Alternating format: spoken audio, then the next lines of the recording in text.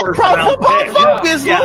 Hey, throw that list away. All right. Why are we around? Welcome to the show. It's a Chiefs Blitz night. Breaking down the plays, keeping everything tight. From my homes to the defense, we give you the scoop. Real talk, real stats, we the ultimate truth. This ain't no game, it's our passion on display. The baby himself. Chiefs Blitz podcast, real fans unite. Every touchdown scored, we ignite the night. From tailgate chatter to post-game debate, we love our Chiefs, yes, never too late. I would even bring MBS back in the middle of the season. Are you ready for the best Kansas City Chiefs insight? Welcome to the Four Guys in a Bar, sponsored by ChiefsBlitz.com, presented by UnderdogFantasy.com. Here's your Chiefs Blitz host, Nick Athan, with Lou Montagna, Andre Tillman, and Hense Todd.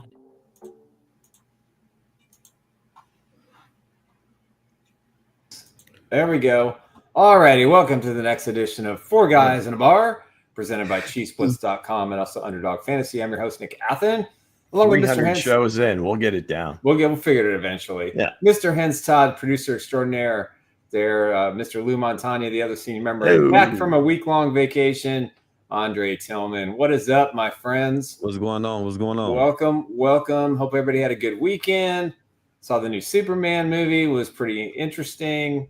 I gave it a three popcorn out of 4 bags. So definitely it was worth the money, I think. 3 out of 4? 3 out of 4, yeah. A lot of people say it kind of went back to the origin. It kind of went back to the origin of Superman. It wasn't like, everybody. I feel like this is slow motion. It ain't rushed because there wasn't any of that crap. Yeah, because it wasn't like the old one Superman scene was that previous. way. Yeah, because the last Superman. Remember the Superman versus Batman where they crammed everything in. It's not like that. So what they're doing with this film is they're taking their time and really getting everybody used to the Superman universe. It stayed true to the comic book format. Yeah, did you see it? That's what I liked.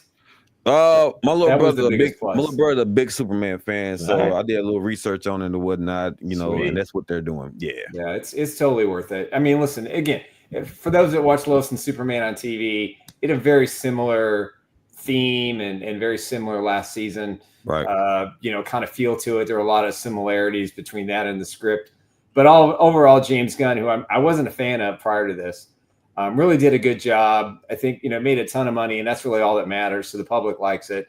Yeah. It wasn't too woke. Don't believe the crap on social media about that stuff.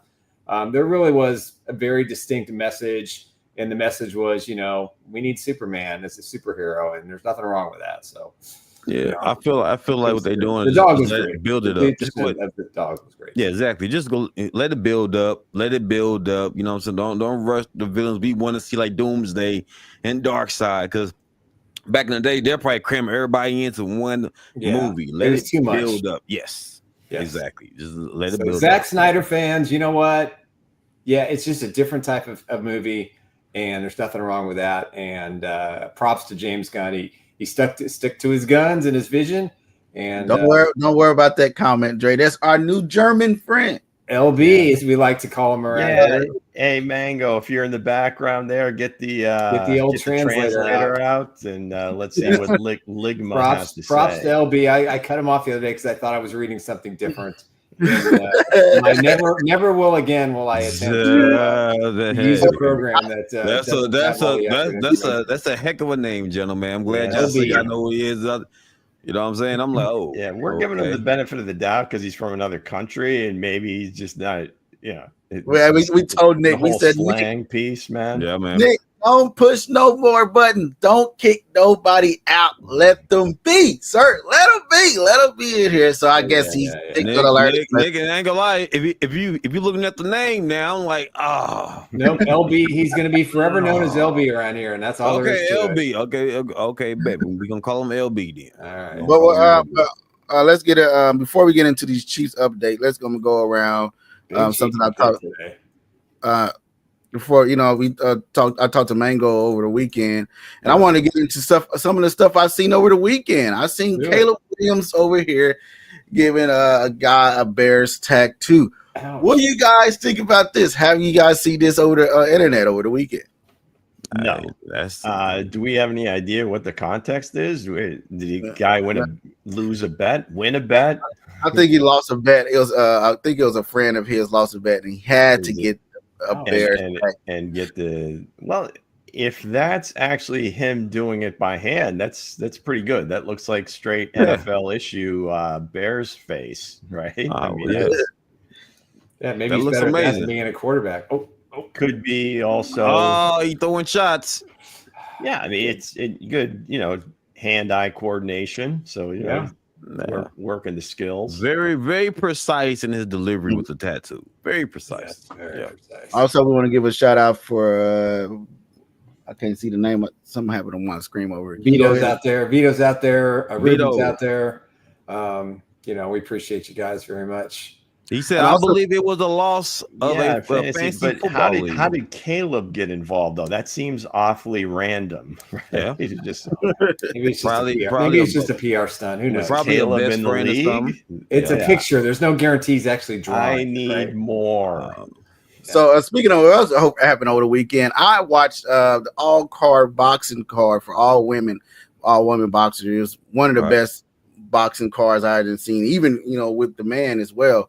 And the arena was sold out, and everybody was leading up to the. I know they've seen the Jake Paul and Tyson fight before then, but it was the two girls. It was it Taylor that was fighting the other girl. I can't get her name right now, but Serrano? Salato. But they fought, and it was the bigger fight than over than Jake Paul and them. But over the weekend, these girls fought again for the third time, and everybody was on Salato's side. Everybody was in her locker room. But what I was telling my daughter, because my daughter getting on to be watching wrestling and boxing now, so we watched this whole event all the way up to 3-something in the morning, just watching this boxing card. And Solano had everybody in her locker room, even Jake Paul. But when you go to Taylor's locker room, it was just her and herself standing there alone. The camera pointed in there, and it was just her. And I told my daughter, I said, she's going to win this fight. My daughter's like, why is that? I said, because champions don't need everybody around them. They're going to come out on standing on all grounds by herself. And Serrano came out. She had this big entourage, Nick cheerleaders and everybody else, her performers, people singing and everything else. But Taylor came out with just her and some Christian music walking down to the arena and still won the fight. So, hey, if you didn't watch that boxing card, I think you did the best one to go back and watch it on Netflix. Shout out to all the women that was involved into this boxing match as well. But, hey, shout out to Miss Taylor out here still getting in. Nice. Yeah, man. Very nice. So also with that, let's get into our Chiefs update, because we have 8 days away for training camp kickoff. 8 days away from the report date. We are 8 Christian Fulton days away from Chiefs training camp. And for those who feel like the written word, I've been doing a series at ChiefsBlitz.com. And today I talked about who in the AFC West can dethrone the Kansas City Chiefs to prevent them from winning their 10th straight AFC West title. It's definitely, I think it's a good read. I worked hard. Justin Ross has got to do a better job of holding on to his number, doesn't he? I mean, he just keeps having to give it away. What's he, 82 now? Come on, man. Let's go. This is the summer of Justin. Let's go. We've been asking for it for 3 years. Whatever. I've been banging on the goddamn drum about this guy, and my man still haven't seen the field fully. Not a chance the field. Yeah. God, man. Also, I'm like, God damn. Also, it's somebody's birthday, the lucky 7. That's right. Harrison Buck, or I don't know what birthday number it is, but happy birthday to you. One of my favorite Chiefs players. He's just a good dude all around, and he is Mr. Clutch. When you need 3 points or an extra point to tie or win a game, he's your guy. Well, he is not bad. Also, we got a little breaking news or a little update, and Trey Smith, go ahead. All right, per Slick Rick Scoops. Gotta love Slick Rick, man. One of these days, we'll let you all know who that is. Anyway, the Chiefs are set to announce a lot of names. Yeah. The Chiefs are set to announce a record-breaking 4-year extension with Trey Smith before the deadline, which is 4 o'clock Eastern time on Tuesday. That would be July 15th. That's tomorrow. That's tomorrow. It is my understanding from my source, I will say relatively close to this situation, that this deal is going to likely get done. I'm not sure about the 4-year, 5-year extension, if they're going to redo the cap number this year or not, but it appears that it's going to be close to that $100 million total value range, which would be, give the Chiefs arguably the best center with Creed Humphrey, the best, guard, I think, in the NFL in Trey Smith, probably the best up-and-coming left tackle in Justin Simmons. And then, what happens to left guard and right tackle remains to be seen. But unless there's a really weird snafu that the Chiefs will be able to get this deal done. Trey Smith wants it. His agent wants it. Brett Beach wants it. Clark Hunt wants it. Everybody knows that this is a guy who has earned his payday.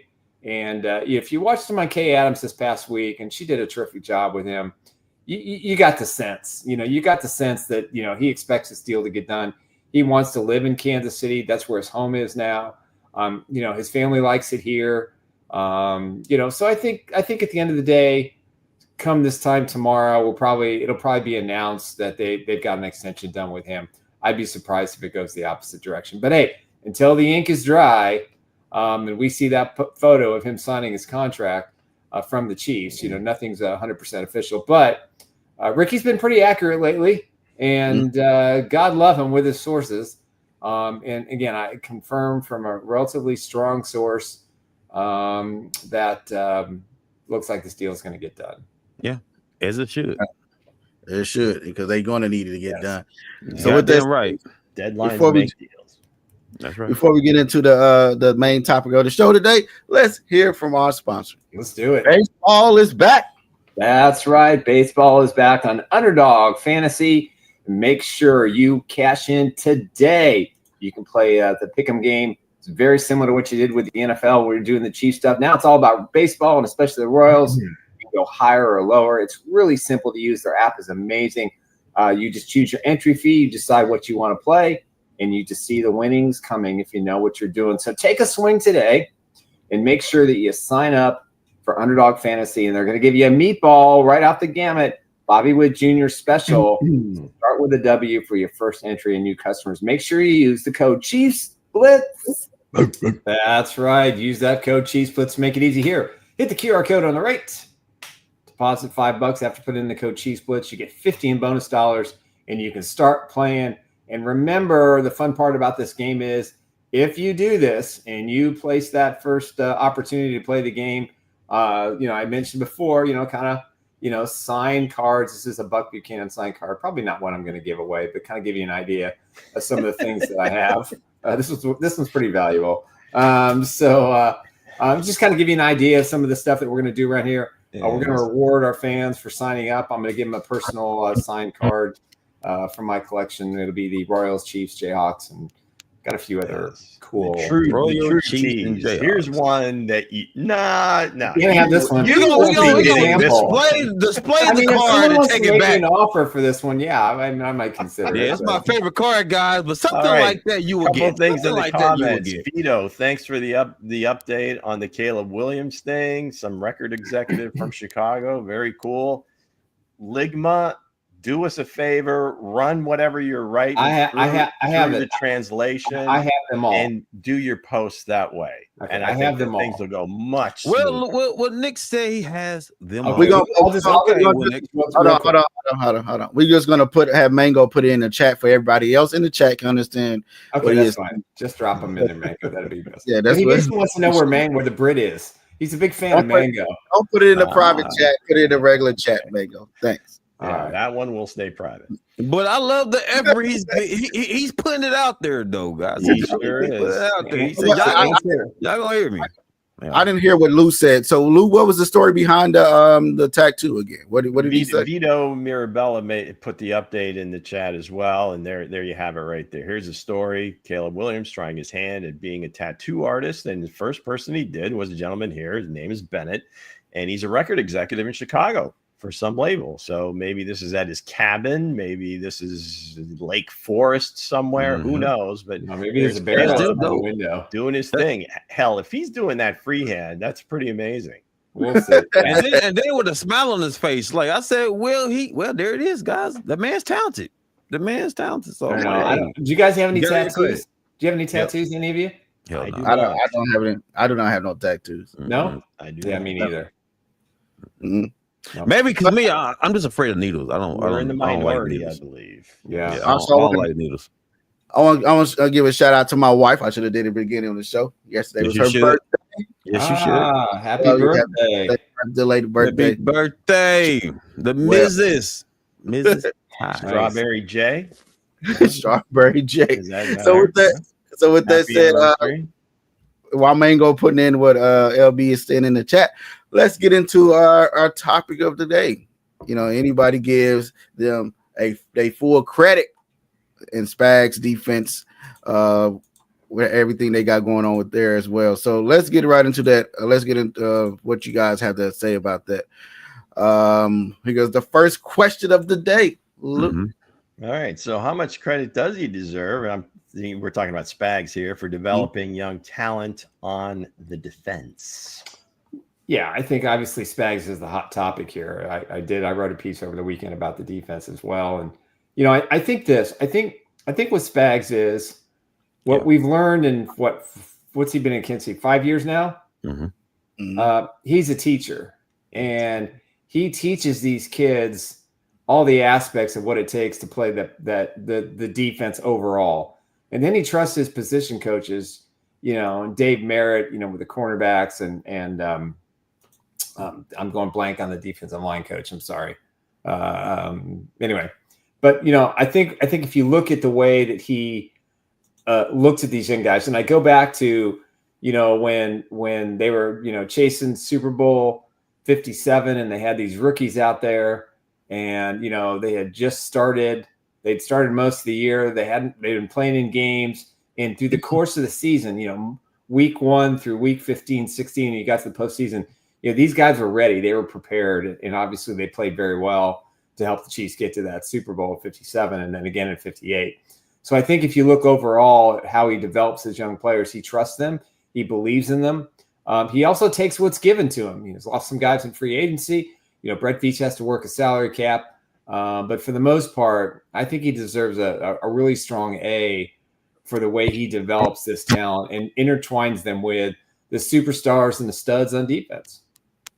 Yeah, I think he's responsible for developing all this young talent. You know, like with Snead all the way down to Watson with this defense, and now you have Trent McDuffie that's trending up the top 100 with boards. It's just, I think it's his first year. I've been on the top 100.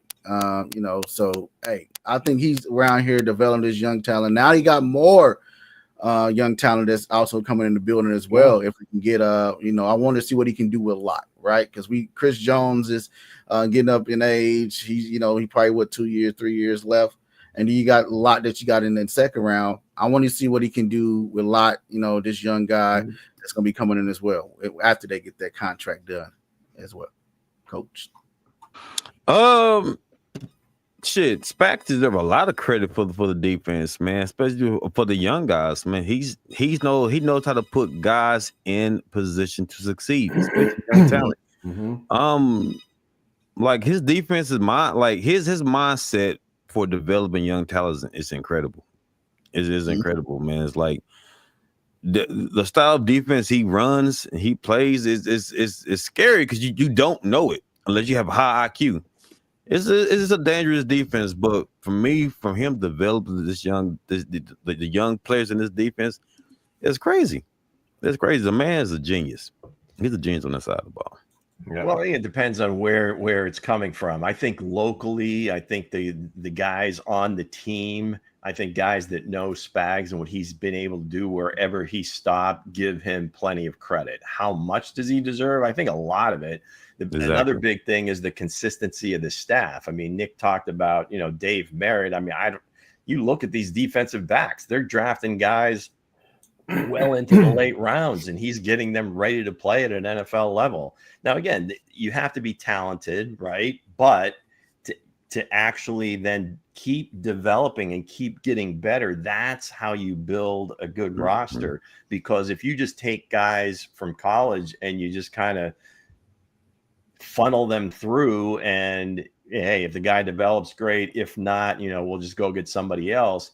There's no consistency. There's no, anybody getting better, and there's no growth. So they've been able to do that. A great job. Everybody across the board, the entire staff. You mentioned Veach, of course. I mean, he's drafting these guys, the guys that go out and scout them as well, getting good football character, guys that love the game, that want to work. So yeah, I think the guys that know Spags and what he does with this team he gets plenty of credit. Just nationally, probably not as much, because it's all about the offense from a national perspective. And any team that has Patrick Mahomes, the defensive coordinator probably doesn't get as much credit as Patrick gets. All right, let's get to the next question, Luke.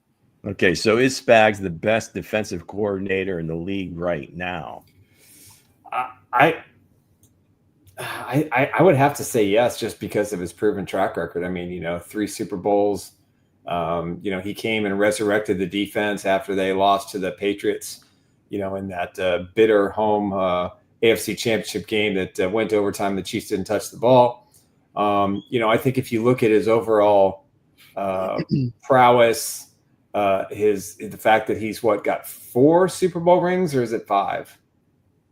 4, I think, total as the defensive coordinator.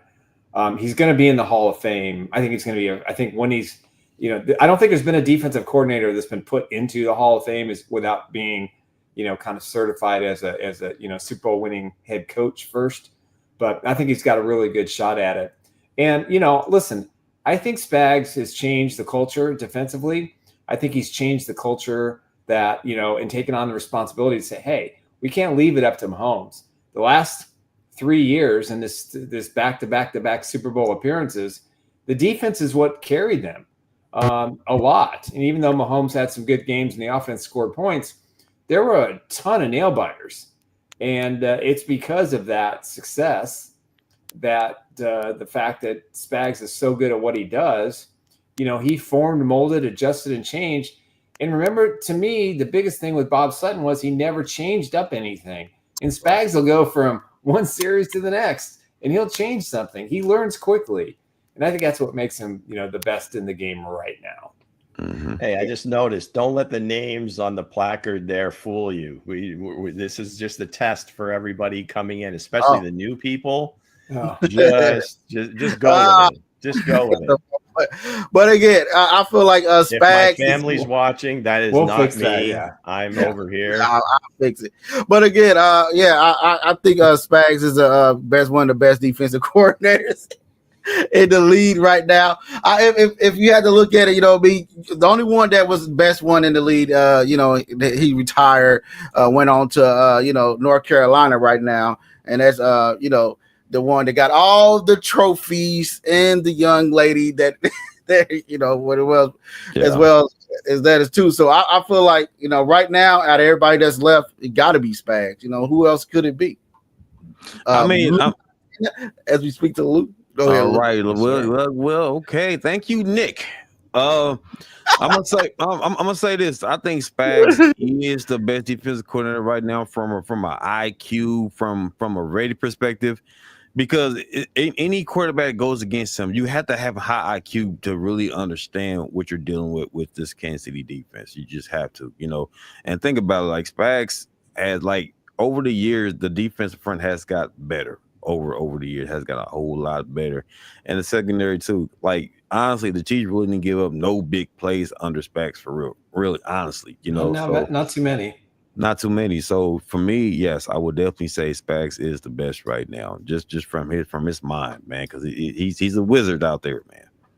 Yeah, I mean, from a longevity standpoint, from a winning standpoint, he's got to be. I mean, obviously, Vic Fangio still does a great job, with wherever he is. And now he's got horses in Philadelphia he's going to be a problem with those guys moving forward. I think Dennis Allen does a really good job as a defensive coordinator. So we'll see this year he's in Chicago, how that kind of moves to the field, because they struggled a little bit defensively after it looked like they had a pretty solid group. So we'll see how that goes. I mean, just to mention some guys that have done a good job. Vance Joseph in Denver is doing a great job there. Anarumo's had, some success against our very, Kansas City Chiefs in the past. Now he moves on, I believe, to Indianapolis. So, look for an uptick from them. But in terms of just being the best right now, best resume, just communicator, I mean, probably should be a head coach somewhere, but just it didn't work out. Age, whatever. We just thank our lucky stars that he's willing to keep being the defensive coordinator of the Kansas City Chiefs, because he certainly did turn it completely around, where we can boast a top, 5 defense, top 10 defense at very worst, where in the past, with Sutton, it was kind of hit and miss, and then it was really bad at the end. So, yeah, Spags, he's our guy. Yep. So let's move on to the next question, Luke. All right. So what's been Spags' most impressive defensive scheme or adjustment during his time with the Chiefs? Boy, that's a really good question. I think his biggest adjustment has been the way he uses the linebackers, the way he uses them in the middle of the field. When he had Bolton out there and Willie Gay, they kind of brought a different style. Then he brings Drew Tranquil in. The new draft pick Bassa, I think, is going to be someone to watch and see how he integrates him. But I think fixing the middle of the defense and making these guys more active, support the run, get back in pass coverage, blitz. He's had to be really creative with that, and he's gotten better personnel. And I think this linebacker crew is going to be really strong for him this year. But I think if you look at the secondary as well, trusting the guys back there, and obviously finding solutions for Chris Jones up front, inside, outside. So it's kind of a combination of several things. But I think the way he's worked with the linebackers and got them more involved in the defense, unlike what Sutton did, I think has been pretty impressive. Yeah, I one of his big adjustments, and I have to say, Super Bowl when they played, the 49ers, and the 49ers was looking like they was going up and down the field, but the second half, he always adjusts, man, and that's what got us, or to the Super Bowls that we are at now, and looking at how he used, like Nick said, the linebackers and everything else. I say that how he's going to use this young secondary as well. Adjusting to his players' talent. Jaden Hicks last year, how he was moving him around and adjusting to his skills as well. When the biggest adjustment for me had to be when he adjusts against the 49ers in the Super Bowl. My biggest takeaway from him, from his from the scheme is the nickel blitz. The nickel blitz, man, is like he calls blitzes at the right time. Every time he don't fail. In key third downs, he dialed out some of the best blitzes in the NFL on third downs, man. It can be anybody in that slot position. He just know when to dial it up. And I think for me, that's my biggest impression. Best impression of this Kansas City defense on the Spags is that nickel blitz, man, on third downs, man. He be key third downs, man. And you just don't know because he mixes it up so well. So for me, it's definitely the nickel blitz for me. Yeah, I think everybody, just to, I don't know if it's summing it up, but it's more so just kind of, to me, how he uses different chess pieces, right? And the chess pieces could be a corner, it could be a safety, it could be a linebacker. And to Dre's point, you're really not sure where those guys are coming from, where they're going to play, and just the disguise of the whole thing. So I don't know necessarily it's a particular adjustment, but just whether it's Trent, whether it was LJ, whether it's Shamari Connor, it's Leo playing, all over the field playing different positions, and the list goes on. I mean, it all goes hand in hand. I mean, obviously Veach gets them the chess pieces, but then being able to deploy them, use them at the right time. That to me is kind of where the defense has really changed. I mean, the pass rush has improved, and Joe Cullen has a lot to do with that in terms of the down 4. But, in terms of how they use those different chess piece type players, that's, I think, really the beauty of the whole thing. Exactly. Okay, what is the next question, Luke? Okay, what's Spags' biggest weakness as a coach? Well, I don't know. Limit it to one, Nick. I guess some people kind of have viewed him as a guy that, can't be a head coach. And some people view that as a weakness, I guess. He did it. He was with the Rams for two and a half seasons. It didn't go well. He went back to being a defensive coordinator, won a Super Bowl, got out of retirement, came to Kansas City. But I think that's really the only knock you can have on this guy is, why isn't he a head coach again? I can't see, and I know he wants to be one. He's made that pretty clear. He really, I think he got one, maybe two interviews this last coaching cycle. So I think he definitely wants another opportunity to be able to do it. And I guess if that's a weakness to some people. I mean, I don't want him to go anywhere. Stay in Kansas City as long as you possibly can. Because I think there's if Andy retires, I think Spags would be considered, to be the head coach. So we'll see. But I guess that's the only thing that comes to mind. But I don't really, I don't want to box him in a corner. Says that's a terrible thing. I had to say last year I found the weakness, right? I think we all found the weakness. And when they was not adjusting to put the right man on tight ends. And when tight ends was just destroying the Kansas City Chiefs backfield and linebackers, that had to be one of the weaknesses. Like I see that he wasn't adjusting there. Like, okay, let's find somebody else to put on, this person other than Nick Bolton, and coverage. Because, watching the Baltimore game and watching the other games as well, I was like, come on, Spags. You guys should come up with something else other than what you are coming up with now.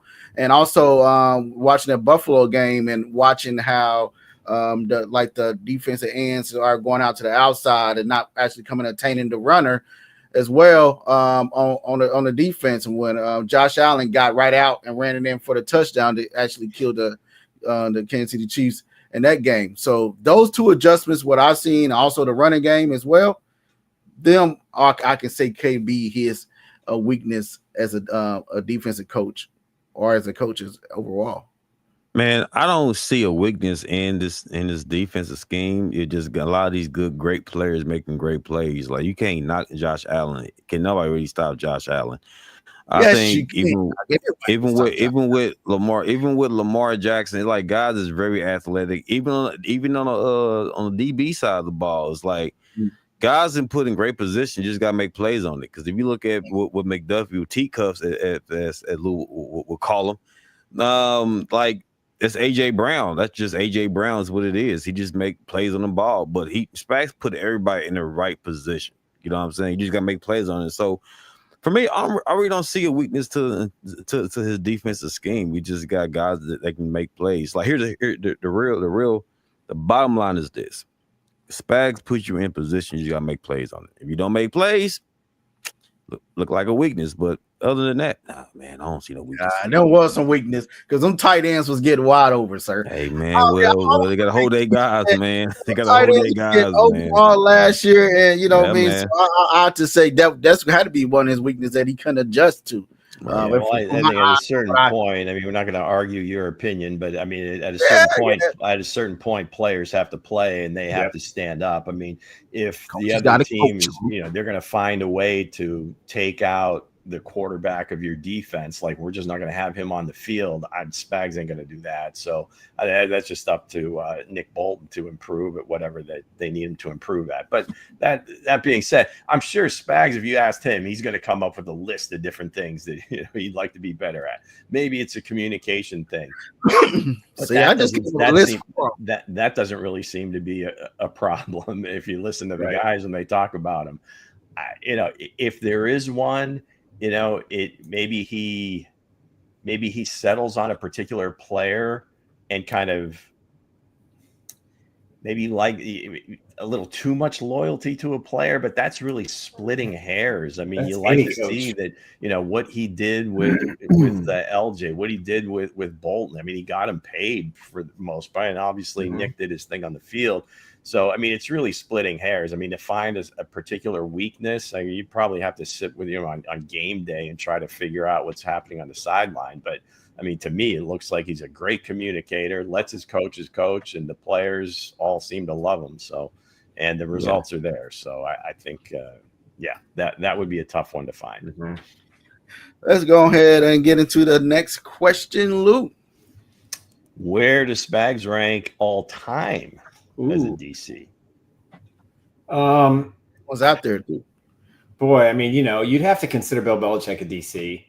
I think, and because he was also the DC as the head coach. I guess you probably put him in you definitely in the top 10 of all time. If we're going to go back to 10, top 10. Okay, if we're going to the history of the NFL, the last 3 or 4 decades, definitely. I think. I mean, in potentially top 5 because of his Super Bowl wins. But it's a different game. But if you're going to look at today, as let's say the last 10 years. Yeah, you probably put him at the top. I mean, Vance Joseph has done a really good job at times, but Spags been very consistent in Kansas City. It's a consistent run, and it goes by Super Bowl wins and championship rings, and that's what it's about. So that's how you really have to judge these people. Now, in the old days, you could go to the X's and O's and be all technical, and certain guys are really great at defense. But Bill Cowher was a great defensive coach, defensive coordinator.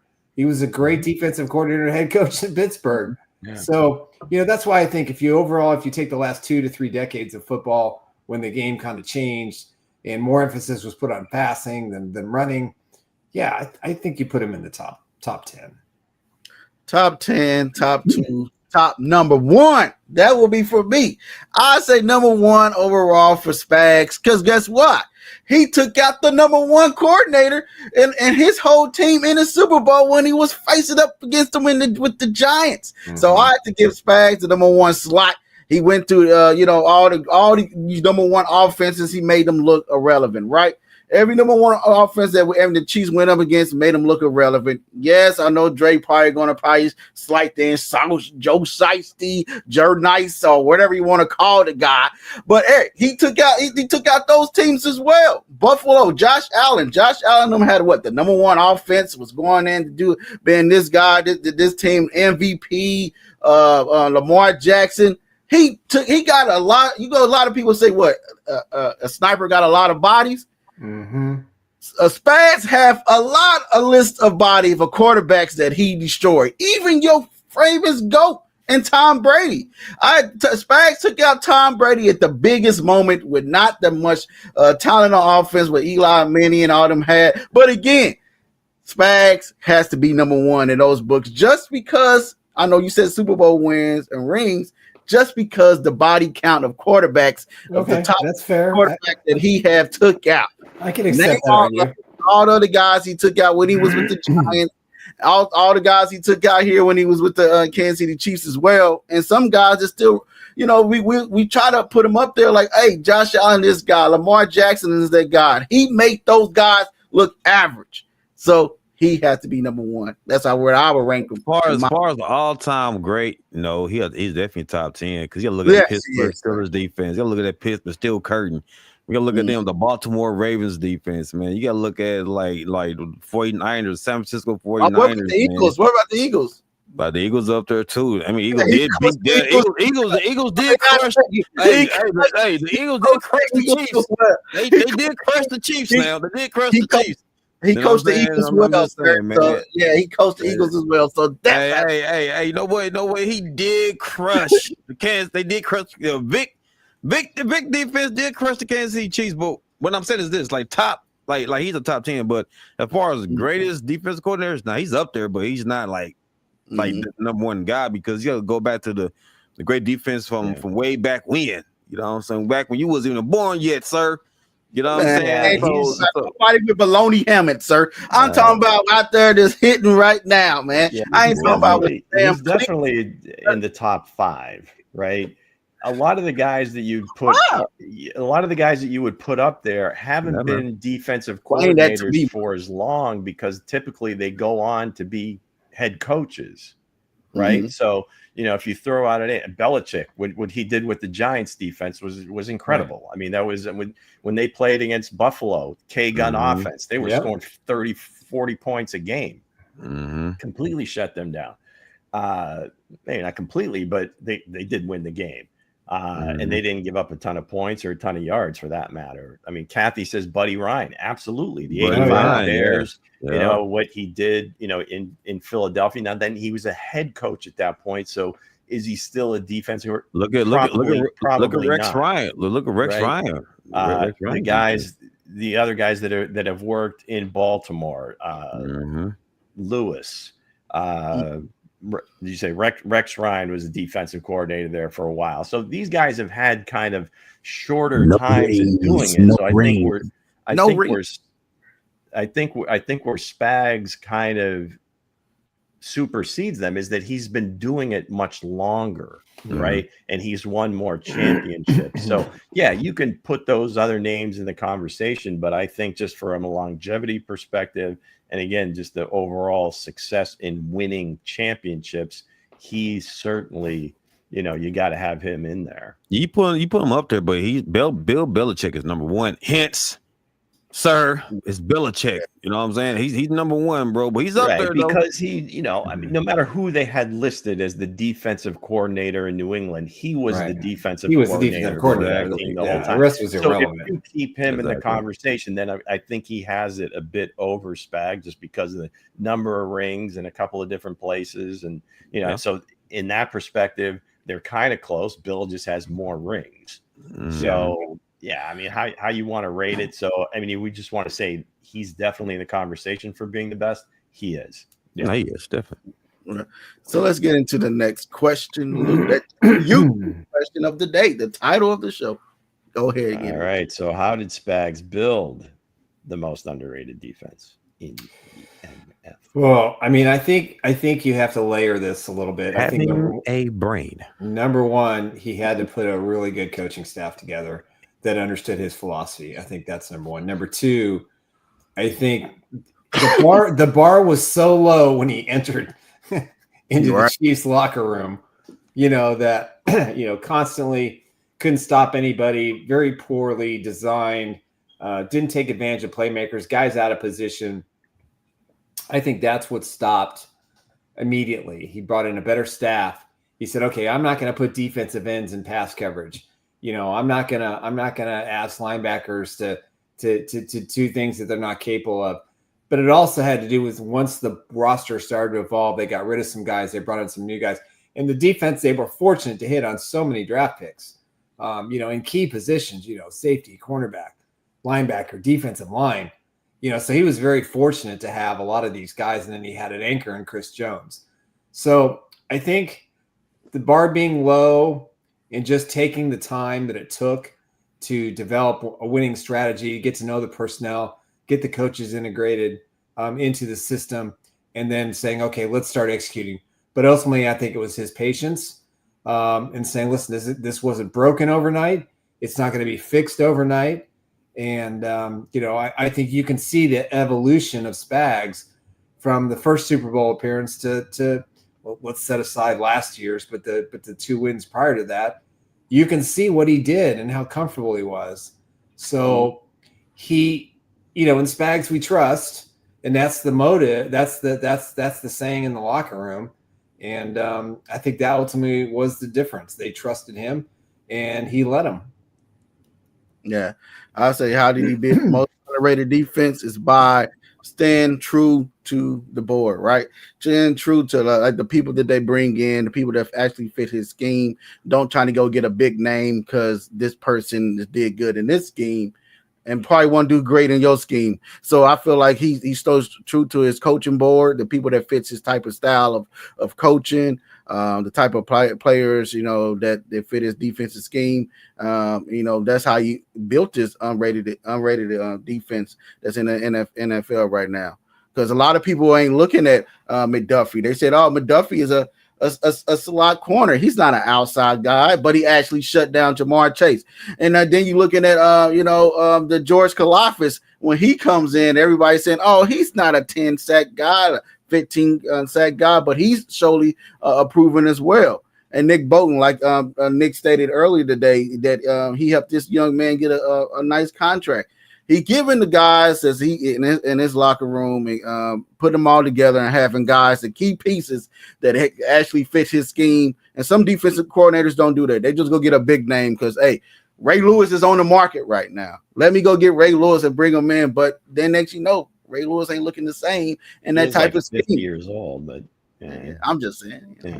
But I'm just saying, like, just an example. Somebody he's in the Hall of Fame. Yeah, you can't get it. Yeah, I'm just like people try to bring in. But I'm actually going to see what they actually do with this new rookie draft class. When he do with that, and they're going to take this defense that everybody don't think, oh, they have this defense top 5, top 6, or top 10. But I'm looking like he's going to actually take this defense and have to be number 1 defense this year as well. What you had to say, Coach? I know you man, it's the buy-in. He got guys, young players that's are ready to buy into his system. They're buying into a system. Remember, I talked about before the show. I said a little comment. The brain, the IQ. You got to have an IQ to learn Spags system. So he find guys that's very intelligent on that side of the ball, right? Find guys that's very intelligent and just buy in. Like Snead. Yeah, just buy in. Snead was physical, right? Snead was very physical. You know what I'm saying? We know what your boys, Lou's boy, Williams, you know what I'm saying? He balled in, but he didn't have no awareness. You know what I'm saying? So here's the thing is this. You just buy in. Like his defensive scheme is like you got to have like an IQ for it. So he find guys that's smart. He finds smart players that understand the concepts and that he likes to bring to the offense. You know what I'm saying? Against the offense. So yeah, it's all about your brain, man. It's like if you have a high IQ and you're physical, yeah, you definitely fit this scheme. So that's what he looks for. Well, it's pretty amazing that he was able to kind of change and build a defensive culture on an offensive team. You rarely see that, right? I mean, typically you have teams that are great offenses. The defense always kind of lags, and it's whether they're spending more money on the offense, whatever it is. So that part of it is pretty underrated from my perspective. Right.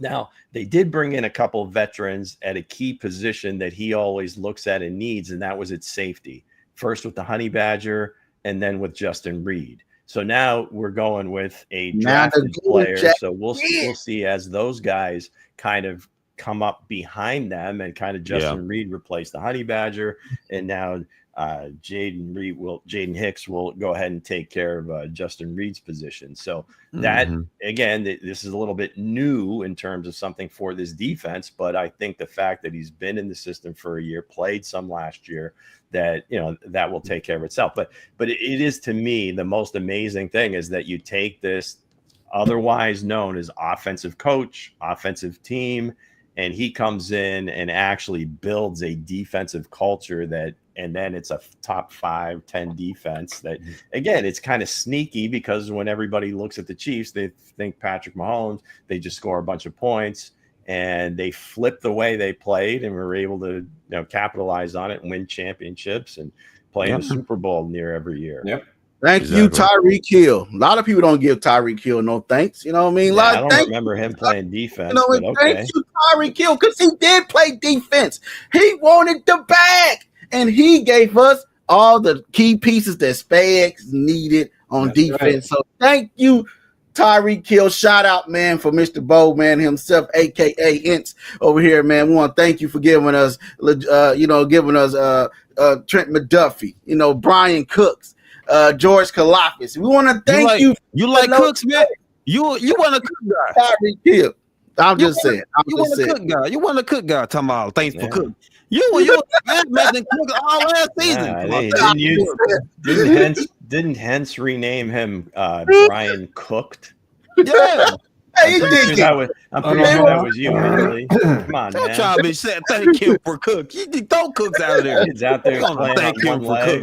He was out there getting cooked. But again, a lot of people don't give Tyreek Hill no credit. Tyreek Hill, we gonna give you some credit, man. On today's show, we want to say thank you, man, so much for giving us Trent McDuffie. Yeah, he had a great game in Germany too.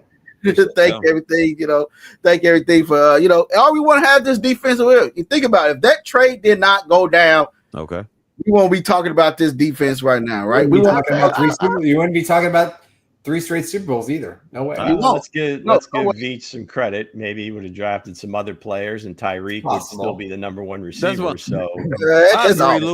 definitely agree with that one, Lou. I definitely agree with that one. And also thank you to Belichick as well. You know what I mean? To willing to trade with the Chiefs on his way out of over there in New England, and he said, heck with it. I know y'all want McDuffie, but the Chiefs want McDuffie too. So here, I trade back, and he gave us McDuffie. So I thank you. Yeah, man. If we're gonna give thanks, then let's give thanks to the Bills for giving us Patrick Mahomes. That's what you should be thanking. The Bills gave y'all the championship. It's the Buffalo Bills. The Buffalo Bills did that. Why the Bills will never get to the AFC championship to win an AFC championship game? Ain't the Bills? The Bills is against the Kansas City Chiefs. The Bills got a bad rep against the Chiefs in general, man. 3 picks and moving 19 slots. Yeah, damn. Stupid is as stupid does. Yeah, all right, I'm gonna get to some of these questions that I highlighted. Go ahead, Nick. Who was the DQ in San Francisco in the 80s? George Seifert was for a long time. Was it Seifert? Before Walsh, he took over for Walsh. Norton was pretty good too. Head coach, but he was the defensive coordinator for most of those. Yeah, Kenny Norton Jr. I thought was a pretty good defensive coordinator. Go ahead. Next, he was playing at the time, Nick. Yeah, was he? Yeah, well, he became a good defensive coordinator, I think. Yep, there it is. His next one, right? Yes, we all remember Sutton. Yeah. Yeah, the most colossal decision to bring him as the defensive coordinator, and that's the only bad thing that I think Andy Reid did with his staff. Bob wasn't respected in the locker room. He was very Marcus Peters allegedly. Well, we won't talk about the boxing match. We kind of talk about boxing to start the show. Pound for pound. I think it pales in comparison to the wallop that Todd Haley got from former Chiefs safety back in the day. But nonetheless, we don't promote violence here on the 4 Guys at the Bar podcast. But Bob was tough. All right, the next one, Nick. Well, Tommy Sparks. Look at that. I like that. Loves the top. Love the top days. A real training camp is a week away. That's right. We are 8 days away. Players will report, and then there'll be a series of walk through practices before they get into pads. Probably 3 or 4 days later. We'll put up the schedule next week. But there you go. Tom Hood said Bob was respected. By who? That's what. I think coming in. I mean, the guy's been in the league. He coached the Army for years. I think he was Rex's DC in New York. Yeah. Some of that had to do with the personality AFC championship runs. Absolutely. Yeah. I mean, the guy. I mean, Andy's not going to hire a guy just sight unseen and just come on.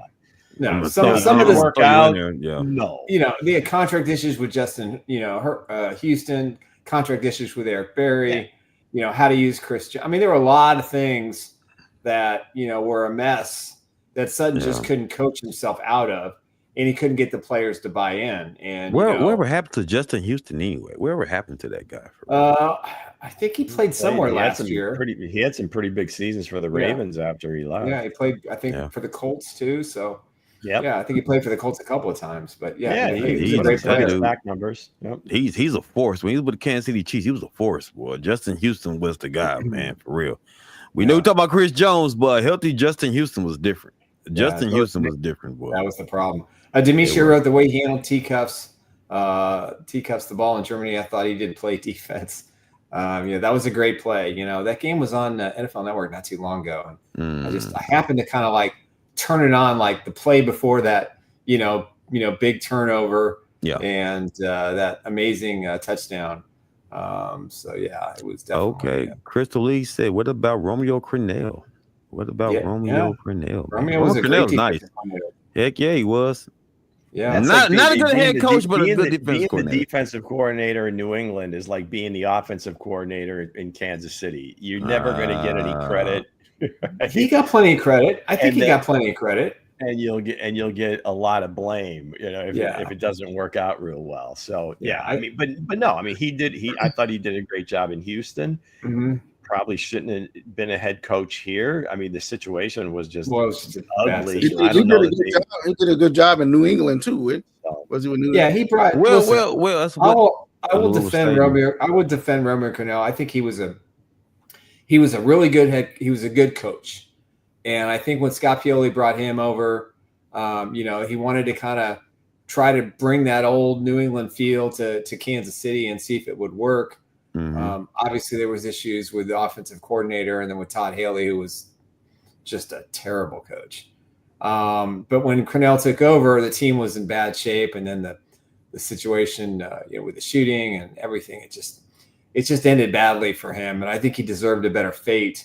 Yeah, but I will put great defense. Yeah, great guy. One of my favorite point is that if you're Bill Belichick's defensive coordinator, you're never going to get the credit.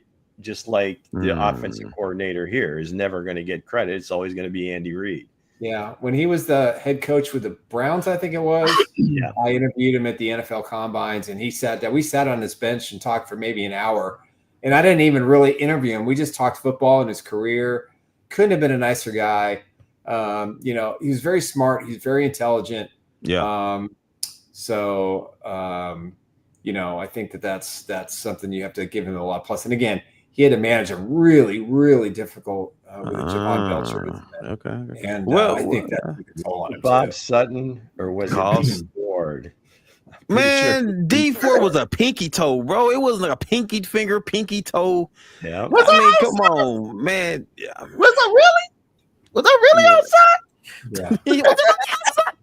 No, but honestly, that was BS, man.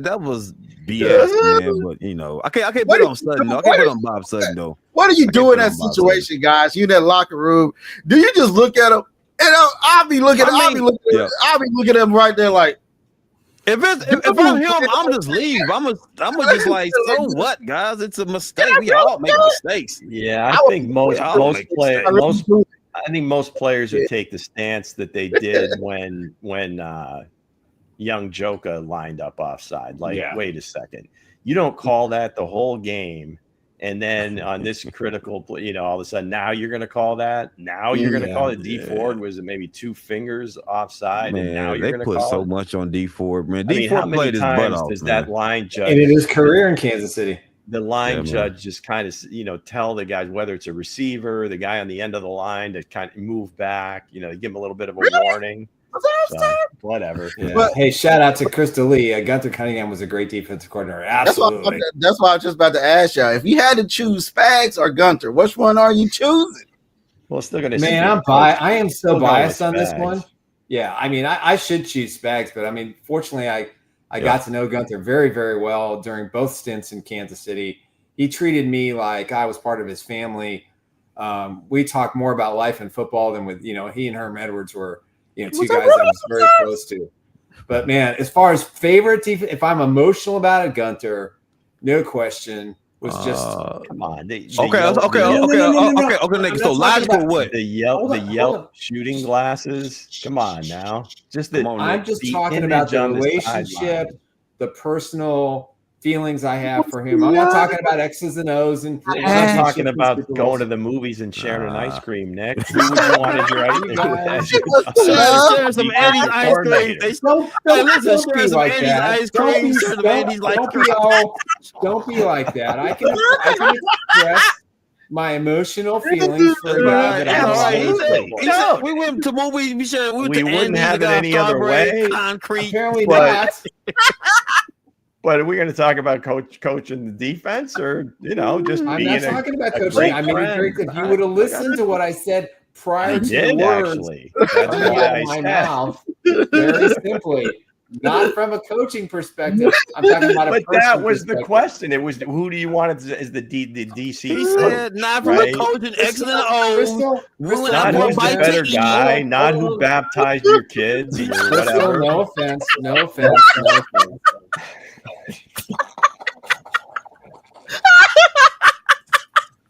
Hey, Nick, you did it. Nick, you did it. Nick said, forget the X and O's. We have a great relationship. I'm done with Luke. Oh, snap, bro. Come on, guys. Nick set himself up for that one, man. He set himself up for that one, man. That was we love you, Nick. Yeah, that's all love, Nick. Never change. Yeah, throw out the X's and O's. I said, okay, so y'all had a nice time out. I went to lunch and everything.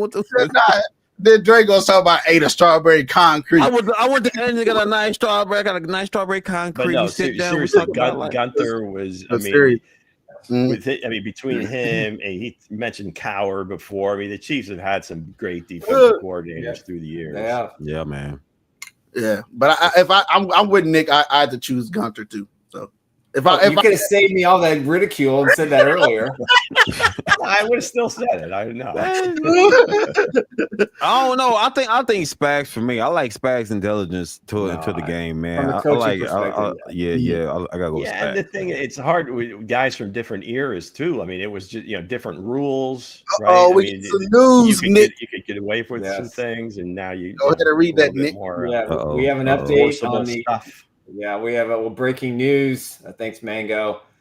Frank White, a hell of a second base. There you go. Frank White told Missouri Governor Mike Keogh he's prepared to support a Chiefs stadium tax. He doesn't say Royal stadium tax, but it's a three-way split with 2/3 reserved for other specific county facilities. So in other words, Frank White has not learned his lesson. There's a recall vote to get him removed because with Frank White in any kind of position of decision making, no tax is going to hit the floor and be on the ballot in November. So that doesn't make a whole lot of sense. So that's just Frank White kind of appeasing people a little bit. You can't take 2/3 of that tax money and give it elsewhere. It's going to be with him. It's strictly a political thing, or did somebody? No, I'll tell you the exact. I will tell you the real reason. I will tell you the real reason that Frank White is upset. He is upset because this involves the Royals, and he has never gotten over the fact. And I will take this to my last breath. Mm-hmm. He never was given an opportunity to be the manager of the Royals when he was the manager, I think, at the AA level. They never gave him an opportunity to become manager. Yeah. And that stuck in his crawl. And then he moved to the front office and he ended up leaving. And he was in a position last year to really help the Royals and the Chiefs. The Royals had a terrific opportunity to move with the KC Star building right next to the Power and Light where the new $600 million park is going. It was a perfect win. I think the Chiefs ultimately would have changed the big, beautiful new stadium or renovation or whatever, and they probably would have done something differently. But yeah, he was upset, and he's carried that grudge. And shockingly, when there was a activity at the Royals, I think one of the guys that went into the Ring of Honor, he was there with the 1985 team as a support, and I was shocked that he was invited, and B, he showed up. Yeah. But he's just. His team. George Brett, all those Freddie Patek would. Yeah, George and Freddie. These guys. That 85 team was just awesome. Was John Mayberry still there? No, John wasn't there. Quisenberry, Al Cowens, I think.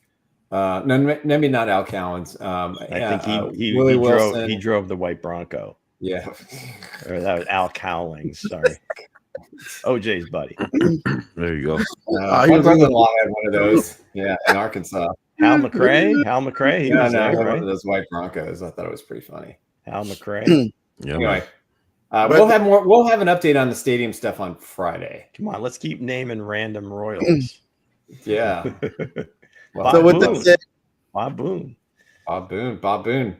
He was part of the greatest defensive play in Kansas City Royals history when he caught the throw from Bo Jackson against Seattle and threw out Harold Reynolds at the plate on the fly. That was just the greatest Royals play in history. Bo knows. No question. So with that said, guys, that was our show today. Nick had concrete ice cream. Sponsored by Andy's Ice Cream. Sponsored by Andy's, but also sponsored by Underdog as well. We want to thank everybody for joining in.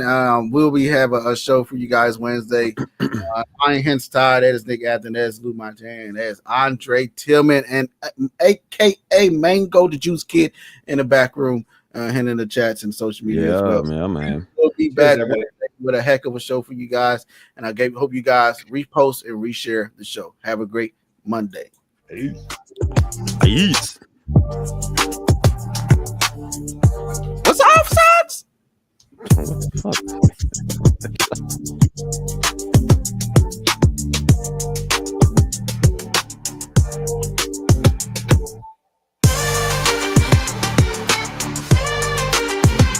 No, really. What's offsides?